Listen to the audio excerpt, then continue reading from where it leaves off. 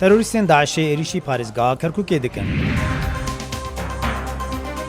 ئۆپەراسیۆنên leşkerî بۆ rizgarkirina Mosilê bi pêş ve diçin. Donald Trumpê berbijêrê serokatiya Amerîka dibêje wê encamê hilbijartinê qebûl bike ger ew bi ser keve.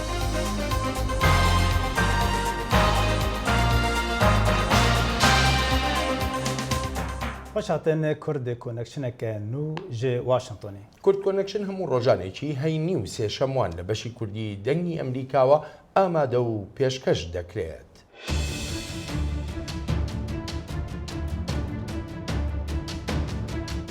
تێرۆریستانی داعش هێرش دەکەنە سەر شاری کەرکووک هاوکاتی ئۆپراسیۆنی ڕزگارکردنی شاری مووسڵ.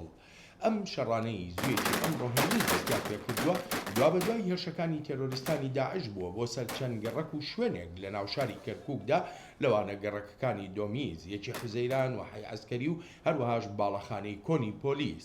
بەپێی سەرچاوەکان لە کەرکووکەوە زیانی گیانی هەن دەشڵێت هێشتا ژمارەیە تێرۆریست لە چەند شوێنێکی جیاوازدا خۆیان حەشارداوە و هێزە ئاسایشیەکانیش بە ناو شاری کەرکووکدا بڵاو بوونەتەوە. ئێستاژ ڕاستەوخۆ بە تەلەفۆن دڵشاد ئەنوەر پەیامنێری دەنگی ئەمریکامان لەگەڵدایە تا دواترین زانیاریمان بداتێت لەسەر ڕەوشی شاری کەرکووک. کاک دڵشاد ڕەوشەکە چۆنە؟ ئایا توانراوە کۆنتترۆل بکرێ یاخۆ هێشتا شەڕ هەر بەردەوامە؟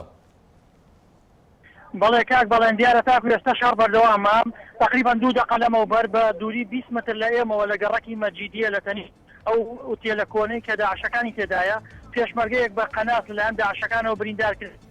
دۆمیز و هەندێک منتیقەی تریش داعشەکان لە ناو کۆمەڵە بینا و باڵەخانەدان دوور بە دوور ئەکەن و هێزانیەکان گەوارە داون بەڵام تاکو ئێستا نەتوانراوە ڕەوشەکە بە تەواوەتی کۆنتترۆل کرێ وە دیارە پێی وتەی بەرپرسانی ئەمنی کەرکووک ئەو داعشانی کە دزیان کردووەتە ناو کەرکووک ژمارە نزیکەی 50 کەس بووە بەڵام دەڵێ ژمارەکە زیاترە بەشێکیان لێ کوژراون هەندێکیان لە تقریبان 4 کەسیان لە کاتژمێر 3.5 خۆیان تەقانەوە ئێستا من لە لای گەڕەکی مەجیدیم لە ناو شاری کەرکووک لە نزیک قەڵا چەند چەکدارێکی داعش لە نێو ئوتێلێکی کۆندان لەوێ مقاومەکەنەوە بە قەنات سەقە لە خەڵکیەکەنەوە ناو بەناو خەڵکی بریندارەکەن. بەڵێ کاک دڵشاد ڕەوشی دەوروبەری شاری کەرکووک چۆنە بە تایبەتی قەرەتەپە و هەروەها ناوچەی دوبز چونکە لەوێ شەڕ بووە وە زیانی گیانیش هەیە. بەڵێ دیارە قەزای دوبسی ڕۆژاوای کوشیش ئەمڕۆ بەرە بەیان هاوکات لەگەڵ هێرشەکەی سەر کەرکووکدا ژمارەیەک چەکداری خۆکوش هەڵێتاوەتە سەر بینای کارەبای دوبسیش و کۆمەڵێک فەرمانبەری با بڵێن کارەبا و پاوان و لەگەڵ 5 کرێکاری هێنانی کە لە کۆمپانیایەکی وەبەرهێنا کاریان کردووە هەموویانیان بارنتە و دواتر گولەبارانیان کردن کە بە پێی وتەی بەرپرسانی پێشمەرگەی مەخسەمان لەگەڵاکردن لە دوو کەسیان گولەباران کردووە و چەکدارانش کە خۆکوش بوون ئەوانیان بە بارنتە گرتووە دواتر لە ڕوبەڕووبوونەوە بە لەگەڵ هێزانیەکانی ئەوێ باڵێن کوژراون هەمویان وێستا ڕەوشی ئەوێ کۆنتترۆلەوە دواتر گروپی چەکداری تر دزەی کردبوو نێو گوندی کوتانی نێوان دوبس و کەرکووک و دواتر پێشمەرگە لەوێش ئەوێشی کۆنتترۆل کردووە ئێستا تەقل لە سەر گەڕەکی باڵێن دۆمیزە کە بە ڕێگەی کەرکووک تەقل لە ناو چەند باڵەخانەیەکە کە ناو بەناو داعش بە با بڵێن وەکەوەی کە گوێبیستیا بوون تەقەیاوان بە قەنات سەقاکە نەمانیش گەماڕیاندا و تەقیان لێکەن. بەڵێ دڵشاد ئایا باسیەوە دەکرێت سەرچاوە ئاسایشەکان باسیەوە دەکات ئەم داعشانە چۆن هاتنە ناو شاری کەرکووکەوە هەندێک سەرچاوی هەواڵ ئاماژە بەوە دەکات کە دەڵێ لە ڕێ ئەو خەڵکەی لە حەویجەوە هاتوونەتە ناو کەرکووکەوە کە پێیان دەڵێن ئاوارەکان ئەم داعشانەش لەگەڵ ئەواندا گەیشتون وایە؟ دوو زانیاری هەیە لە ئارە زانیاریەکیانەوەیە کە کەمپێکەیە پێوتێ کەمپی مەتارەوە تقریبا 10 کیلۆمەترەکەوێتە باشووری کەرکووکەوە هەموو دانیشتوانی کەمپەکە خەڵکن تازە کەمپەکە کراوەتەوە بەپێ هەندێک زانیاری کۆمەڵێکیان لەوێ کەمپەکەیان بڕیوە وەڕاکردووە گومانەکەی ئەمانە بەشێکیان ئەوانە بن بەڵام گێڕوانیان با بڵێن زانیاری ئەمانەی هاتوونەتە ناو کەرکووکەوە بەشێکیان ڕیژدارن و چەک و تاقم و تفەنیان پێ کەمپا حاڵە بتوان ڕیژدارن ئەمە بە پێی وتێ ئەمی چاوە غەریبی فەرماندەی پۆلیسی باشووری کەرکووک کرد کە 3 ڕۆژ لەمەوبەر دوو چەکداری داعش دزیان کردوتە نێو سوورەکان گومانەوانە دزیان کردوێتە ناو کەرکووکەوە. دڵشاد زۆر سوپاسە دەکەم بۆ زانیاریەکانت. وزیر برەڤانیە ئەمریکا ئاشتۆن کارتەر دی ئیرۆ ئینیێ سەردانا ئەنقەرا دکە و بێ کاربدەستێن بالا ji وەزارەتا برەڤانیە تورکیە re کۆم dibe. Ev serdantê di dema girişbûna nakokiyan di nav Tirkiye û Iraqê de li ser beşdarîbûna Tirkiye di operasyonên leşkerî de ji bo rizgarkirina Mosilê û derbasbûna wê bakurê Iraqê. Karter berî got bê Serokwezîrê Tirkiye Bin Alî Yildirim re kom bibe bê Wezîrê Berevaniya Niştimaniya Tirkî Fikrî Işık re kom bû. Karter anî ziman got wê fişarê li Tirkiye bike bo rêzgirtinê li serweriya hikûmeta Iraqê bike. Li nêzî 500 serbazên Tirkiye li navendeke leşkerî li bakurê Mosilê ne gorahînane bê Kurd û Sunniyan re kiribûn lê hikûmeta Iraqî dibêje got ew bê destûra wan derbasî wê deverê bûne û divê got ji wê de derkevin. Hikûmeta Iraqî û hêza pêşmergan dibêjin ew pêşve diçin dê operasyonê leşkerî de lê dijî Daişê li Mosilê. Lê her wiha jî diyar dibe got rewşa herî dijwar ya kesên sivîlin got di navê bajêr de ne û metirsîn li ser jiyana wan heye. Zêdetir zanîn di vê raportê de ye. Hêzên Iraq û pêşmergên Kurdistanê dirêjî bi serkeftina operasyona leşkerî didin bû dubare vegerandina bajêrê Mosil ji destê çekdarên Dewleta İslamî ya Daişê. Lê derkirina çekdarên Daişê ji Mosil dawiyê birêxistiya terorîstî naînet û wa xuya dikir çalakiyên wan wê berdewam bit ku tirs û nîgeraniya navxwî û dervê Iraqê bixwe vedigirit ji ber belavbûna çekdarên Daişê bû dervê Iraqê û Sûriye. As we squeeze Daesh, Digel givaştina Daişê li Mosul û Raqqa û destxistina deveran, ev dê bibe sedem ku çekdarên biyanî ji Iraq û Sûriyê derkevin, dakiryarên terorîstî li seranserî cîhanê encam bidin. Helbet mehevkariyeka baştir ji ya berî salekê heye û niha di baştirîn az da ye. Digel pêşreviyên hêzên Kurdan û leşkerê Iraqê li ber til lewbaşîkê û zêdekirina sengiyê bi ser çekdarên Daişê, çekdarên terorîst berevaniyeka qayîm ji xwe û paytextê xilafeta xwe dikin ku leşkerê Amerîka bawer dikit bergiriya wan çaverê kirî bû. Expecting the enemy to continue to delay. Em pêşbîrî dikin ku dijmin hewlên gîrokirina operasyona bide, da ku bikare zêdetir beravaniya Mosulê bike. Digel germiya meydanên şerî, medya Daişê bi berdewam vîdyoyên propaganda belav dikit. Di vê vîdyoyê de çekdarekî Daişê gefan li welatên yekgirtiyên Amerîka dikit ku ew û hevalbendên wê bêhne têkşikandin û ev e piştî ragihandina kuştina serbazekî Amerîkî li rojhelata Mosul. Şareza bawer dikin astenga here mezina kontrolkirina Mosul hejmara zûra sivîl û şêwaza şerê di nav bajêra da ye. Daesh dê revîna medeniyan bikar bînin û ez bawer dikim ew her ji niha hewlên derkeftina ji bajêrê didin yan xelkê sivîl wek metal dê bikar bînin. Digel tirsa awarebûna hejmareka zûra xelkê yan kuştina wan di operasyona di nav bajêrê Mosul da awareyên kempa dîbege bihêvîne dawî bi şerî bêt û carek dî vegerne ve malên xwe. Helbet em ditirsin eger dever bi durustî neyne kontrol kirin em nikarin vegerin. Daesh ev du sala xwe qayîm dike û bombe datînin û em jî wekû xelkê eger vegeran em ê jî vegerîn. Devereka berfireha Herêma Kurdistanê yê bûye cihê kempên penaberan. Li Enkawaya Hewlêrê 1200 kabînên spî bi tir ji 5000 Krîstiyanên deşta Mosul de hewînet. Li demê ew çaveriya vegeranê bû malên xwe dikin, pêşbîniya awarebûna sedan hezaran kesên dî ji Mosul dê te kirin. Xalid Fettah, Dengê Amerîka. ئۆپەراسیۆنی ڕزگارکردنی شاری مووسڵ لە تێرۆریستانی دەوڵەتی ئیسلامی بەردەوامە و هاوکاتی پێشڕەویەکانی هێزی پێشمەرگەی کوردستان و لەشکری عێراق تێرۆریستان هێرش دەکەنە سەر شاری کەرکووک و ناوچەکانی دەوروبەری. دکتۆر محەممەد جەلال مەجید پسپۆڕی زانستە سیاسیەکان ڕاستەوخۆ لە ڕێی سکایپەوە لەگەڵ کورد کۆنێکشنە. دکتۆر سوپاس بۆ ئامادەبوونت سەرەتاش بەو هێرشەی ئەمڕۆی داعش دەست پێ دەکەم بۆ سەر شاری کەرکووک. ئایا ئەمە هێرشێکی چاوەڕوان کراو بوو؟ بەڵێ لە ڕاستیدا ئەم کاتتان باش پێشەکی بەڵێ هێرشێکی چاوەڕوان کراو بوو و مەفروض بوو سەرکردە سەربازیەکانی هێزی پێشمەرگە و ئاسایش ئەو شارە ئامادەکاریان بۆ بکردە. بەڵام ئەوەی کە ئەیبینین ئێستا کە لە شاری کەرکووک ڕوویداوە بەڵگەیە لەسەر ئەوەی ئامادەکاری پێویست بۆ ئەم ئیشە نەکراوە. کات بەڵێن لە جەنابەت ئاشکرایە ئەمە یەکەم جار نییە کە داعش هێرش بکاتە سەر شاری کەرکووک. لە 2 ساڵی ڕابردوودا چەندین محاولەی تری بۆ کەرکووک.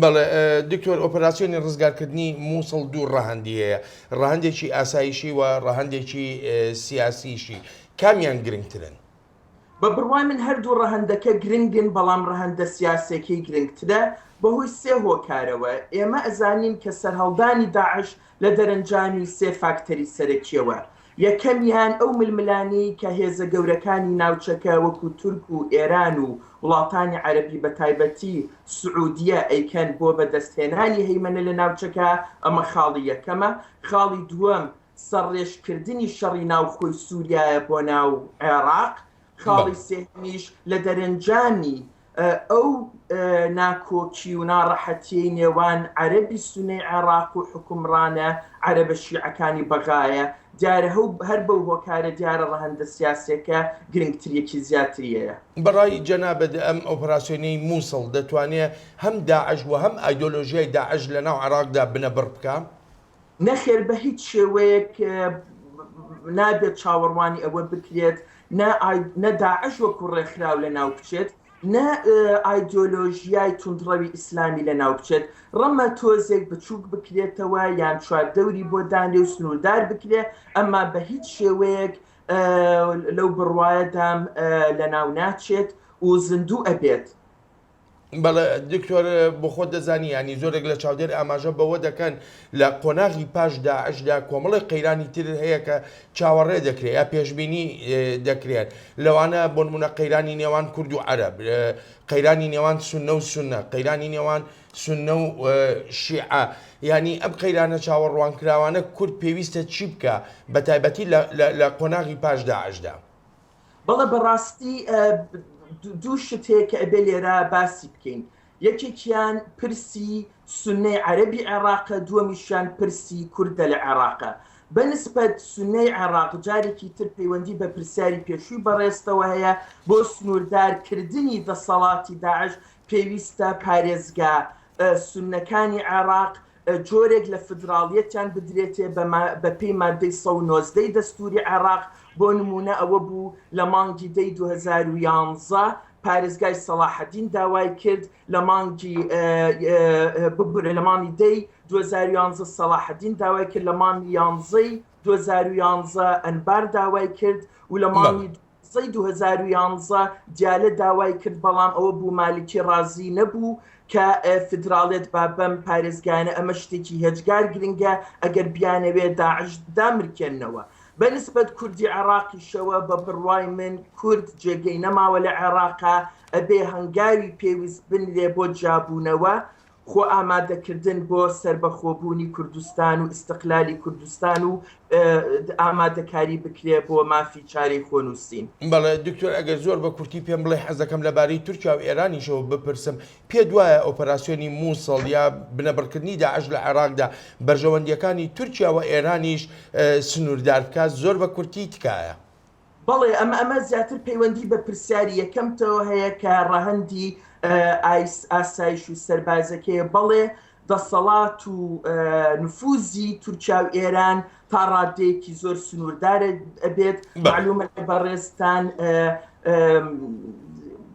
حەشدی شعبی دروست کردووە بە پشگیری ئێران و حەشدی وەتەنی هەیە بە پشگیری تورکیا بە لە ناوبردننی داعش لە مووسڵیایە نفوزی ئەم دوو هێزە گەورەی ناوچەکە تا ڕادێکی تور سنووردارە بێ بەڵام بە دڵنیاییەوە لە ناو ناچێت دکتۆر محەممەد زۆر سپاسە دەکەم بۆ بەشداریت لەم بەرنامەیەدا زۆر سپاس بە خۆشحاڵیەوە به هزاران جه خلک موصل بری خودان سوریه و الهرمین کردی بجیبونه ریوبریا خسر لوی آلیکاریا وان دکه وان لکامپان بجیدکه کامپا هولی یک جوان کامپا بو به امنیری دنگ امریکا چو سرداناوی و او راپورت جمره آماده کریه ji destpêkirina operasyona rizgarkirina Musilê hejmareke mezin ji xelkên wê ber bi herêma Kurdî li Sûrî ve reviyan. Li başûrî Rojhilatê Holê got sînorê di navbera Iraq û Sûriye û ew herêm dibin kontrola şervanên YPG de ye bi hezaran xelkê Musilê ji wê deverê derbas dibin û li kampa Holê tên bicîkirin. Riya derketina ji Musil ber bi Holê ve di nava mahînan û tirsa roket û kuştinê de derbas dibe. کەس هەنە زێدەتری دە وەرەقان مەزاختنە و ئەو سێ کەسن لە گۆڕ ڕێکە دەرباز بوونەیە ڕێ هەیە بسانەهەیە و ڕێ هەیە زەحمەتە و هەیە مەترسیدارە بس مش حکومت عراق دوی مجوری و گوهایزن و ما نوی دوی کم پیدا بجین گلک زحمتی تیدا هنه آف کیمه تشتین خوارنه حتی نهانه گهانمه اف 25 روژه املورین ماده خوارنه منه ورگرتیه پرانیا پنابران جزاروک و جنانه و هیوا سور آ کردی دبیجه گو روشا تندورستیه پر خرابه و درمانجی پر کیمه خلكي رفياي ام وان علاج بكن برا آلي كار بمرج بو امكانياتي ما قال لك زعيفن ودرمان جمع كيمي يعني كيمانسيا درمانا قال لك جماعيه ام تخازن اف منظمات انا آلي كار بمر والبشتامه بسكنن احيانا اف الوزي درباس لگوری خلک موصل ینگو گهشتنا کامپا هوله گونزی کی 2 میلیون مروف نهاد هندره موصل ده آسیمانه و داعش هر آلیک جالی موصل 12 ریبندن کنترل ساز کرنه و درکتن پر بوهایا و قاچاقیه داعش لموصل سیویلان مینا مرتالین زندی بکارتینه ریوبریا خسر آروش آوا اف چند روش کتی آمده باشیه که آورته ده ونها 7000 خلک موصلی هاتنه بجیکرین لکامپا هولی لگوری ریوبریا کامپی دبیجه گو هجمار دبگو بگهیجه 5000 ما تخص يعني اطرافنا هبانا حبكي وقت فيجن عربي فيجن ضغط الفان منظمات كربانا والي كاريج مربانيانا اجبر متوقع اجانا وحتى قلكي نيزيكا حتى 4000 5000 لاجئ افين علي كاريب مرنبه ام قلكي بتعبن تفي درفتن كيمين ريفبريا خسر لي اونها بيشوازيا بحزاران دكن وبانغوان جبو سازين ناف نتويره هيا جو الي كارياوان بكن 7000 خلق موصله جبر دجواريا شهر بر خدانه هرما كردي لسوريا اونها د كامبا هوليدنه لغوري ريفبريا كامبا هوليد بيجا جو هجمار بيج هيجا 5000 خلق موصله زانا عمر دنگ امريكا كامبا هولي بانکی مون سکرتێری گشتی نەتەوەیە گرتوەکان جەخت لە 193 وڵاتەکەی ئەنجومەنی گشتی UN دەکاتەوە تا فشاری سیاسی بکەن بۆ کۆتایی هێنان بە قەیرانی سووریا. ئەم داوایی بانکی مون پاشەوە دێت ئەنجومەنی ئاسایش لەسەر ئەم پرسە نەگەیشتە هیچ ئەنجامێک. ئەم هەوڵەی سکرتێری گشتی UN و ستیڤاندی مەستوران نێردراوی UN بۆ سووریا لەسەر داوای کەنەدا و زیاتر لە 1/3 ئەندامانی ئەنجومەنی گشتی بووە. هاوکات لە ژنێڤیش ئەو کۆمیسیۆنەی نەتەوە یەکگرتوەکان لێکۆڵینەوە لە تاوانەکانی جەنگ دەکا لە سووریادا ڕایگەیاندووە ئەو ڕاگرتنەکاتی شەڕ بەس نەبووە تا کۆمەک بگەێنرێتە خەڵک لە شاری گەمارۆدراوی حەڵەب. د دمên dawî de Tirkiye di aloziyên mezin re derbas bûye ji hilbijartinê kotedaya leşkerî operasyonên leşkerî li dijî PKK gobandoreke neyînî li ser rewşa aborî ya jiyana rojane kiriye. Hemwelatî xistiye ber astangiyên jiyanê. Agahiyên zêdetir di vê raportê de ye. Li Tirkiye bi taybetî piştî hilbijartina heftê Hezîranê destpêkirina şerê li bajêrên Kurdan, hewldana darbeya Pasê Tîrmehê û piştî wê taloqkirina rewşa awarte li gelek qadan bi awayekî zêde bandoreke neyînî li aboriyê û piyasayê kir. Bi hewldana darbeya leşkerî û dirêjiya rewşa awarte bi hezaran xebatkarên gişkê ji kar hatin avîtin û bi hezaran kes hatin girtin. Di nava van guherîna de Kapalı Çarşı bi navê Çarşıya Girtî li Stenbolê ku li cîhanê çarşıya herî mezin e dibin bandora polîtîkayên Tirkiyeyê dimîne. Dolar roj bi roj zêde dibe, esnafên Çarşıya Girtî ji polîtîkayên Tirkiye û bilindbûna dolara nerazî ne. Selahattin Taşkıran ku yek ji wan esnafan e li Çarşıya Girtî li xalîçeyan difroşe, dibêje em êdî nikarin kiraya xwe bidin. İşe ser turist heye. Bu turizm me î sal, 2 sala, 3 sala zahf naxweş e. و هم زحف zarar dikin و maddi olarak jî hakikaten em zor durumda. Kuder emro yani insanı ki begare tahtil şora dereki gerek o da güvenli ve kumruhere. Kuna güvenli kumruhere çi. Mro ev kafat tersa sonuçta mro kaveçe dereki gerek o da mro bu yani mro bizame ku hakikaten dugule ku canem mro güvene de. Aboriya Türkiye'de xaleke din jî şerê rojhilata navîne ku têkiliyên Tirkiye û hikûmeta Iraqê bandor dike. Bi destpêkirina operasyona rizgarkirina Musulê, Tirkiye hewl dide ku leşkerê xwe beşdarê operasyona rizgarkirina Musulê bike. Ev nîqaş bandor li ser aboriyê dike û Tirkiye bi cîranê xwe re di nava şer de ye. Selîm Sural ku esnafê Çarşıya Girtiye dibêje êdî turîst nayîne û ev jî rewşa me xirabtir dike.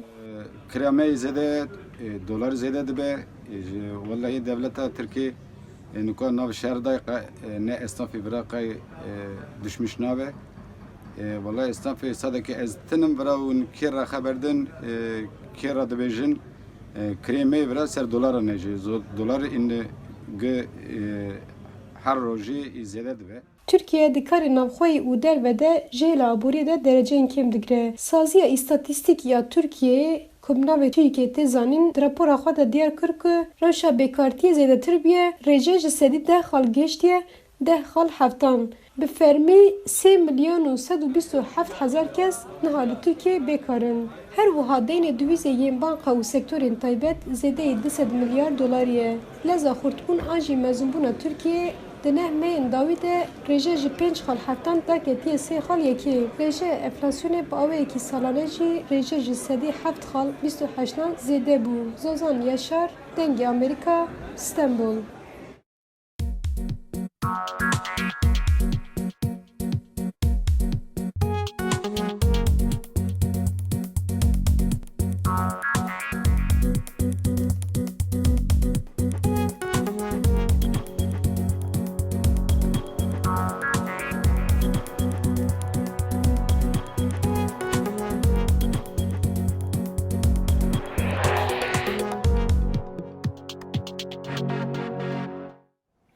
لە دوایەمین دیبەیتی نێوان کاندیدەکاندا بۆ پۆستی سەرۆکایەتی ئەمریکا دۆناڵد ترامپ کاندیدی کۆماریەکان لە دیبەیتەکەدا و پاش دیبەیتەکەش جەخت دەکاتەوە لەوەی ئەگەر هاتوو لەم هەڵبژاردنەی مانگی 11دا وەک سەرۆکی ئەمریکا هەڵنەبژێردرا ئەوە دان نانێت بە ئەنجامەکانی هەڵبژاردندا.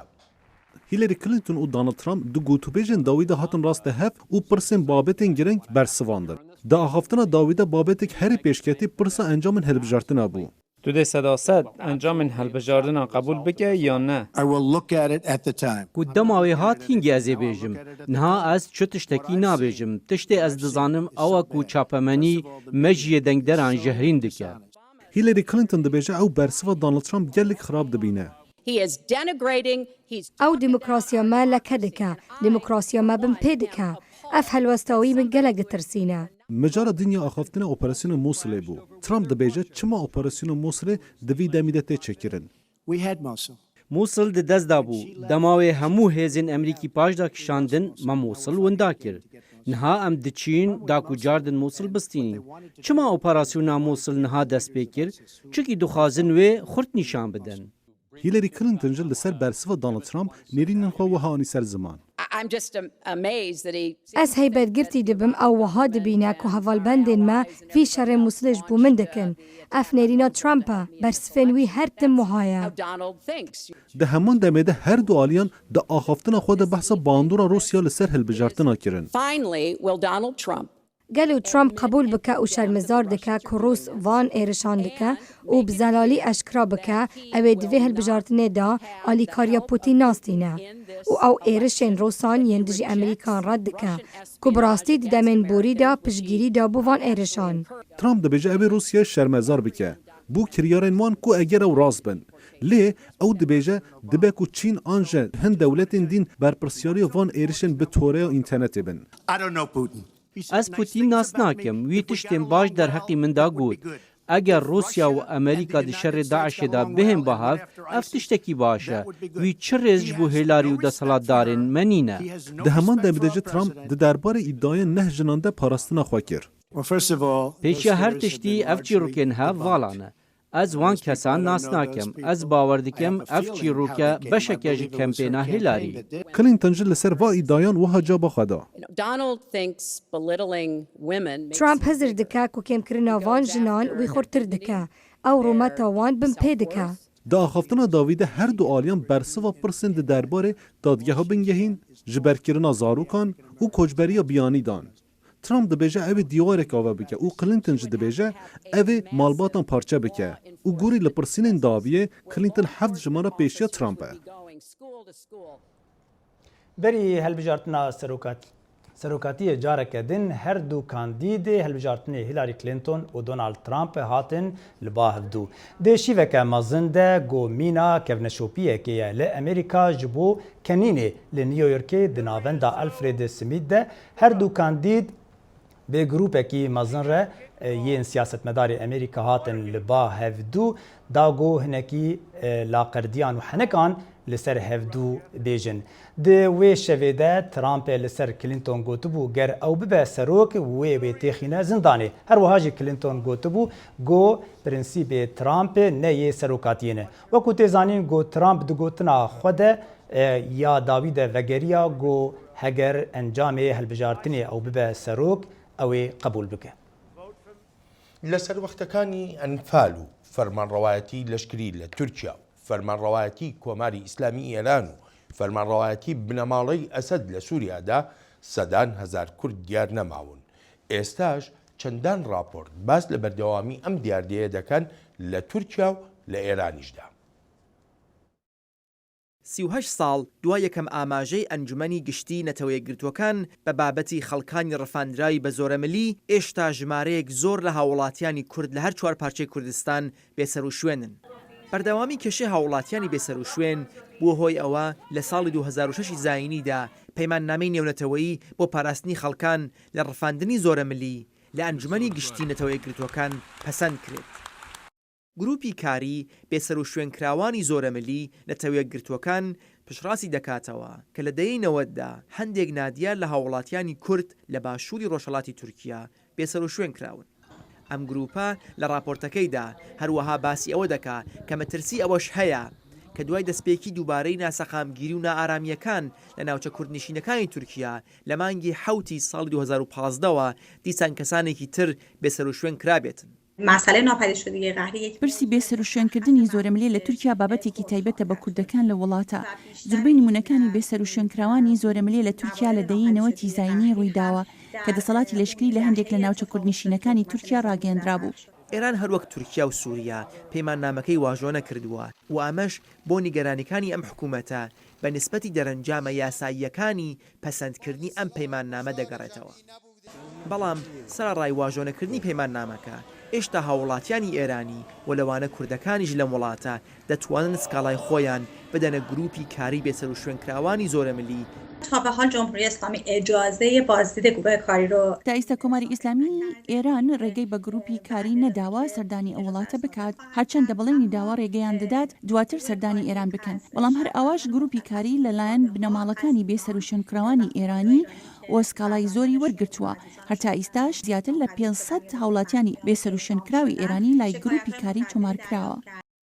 لە پەیوەندی لەگەڵ ئێراندا جگە لە چەند سەد هاوڵاتی کورد و ئێرانی تر کە لە ژێر نێوی کوشتنی بە بەرنامە واتە قەتڵهای زەنجیرەیی بەدەست هێزە ئەمنیەکانی وەزارەتی زانیاری ئێران بێسەر و شوێن کراون بە هەزاران هاوڵاتی تریش بە شێوەیەکی شاراوە لە سێدارە دراون بە پێی مافە نێونەتەوەییەکان بنەماڵەی بێسەر و شوێنکراوان و هاوڵاتیەکانیان و بیوڕای گشتی مافی ئاگاداربوونەوەیان لە ڕاستی ئەوەی ڕوویداوە و مافی دەستڕاگەیشتن بە ڕەوائی و مافی قەرەبووکردنەوەی ئازارەکانیان هەیە.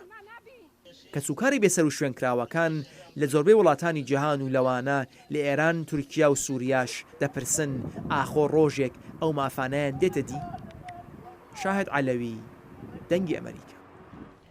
تا ڕۆژی سێشەمەی داهاتوو وە کورد کۆنەکشنێکی نوێ لە بەشی کوردی دەنگی ئەمریکا و کەناڵی یەنارکیەوە هەر لە خۆشیە جێتان دیار هەر شاد و بەختەوە.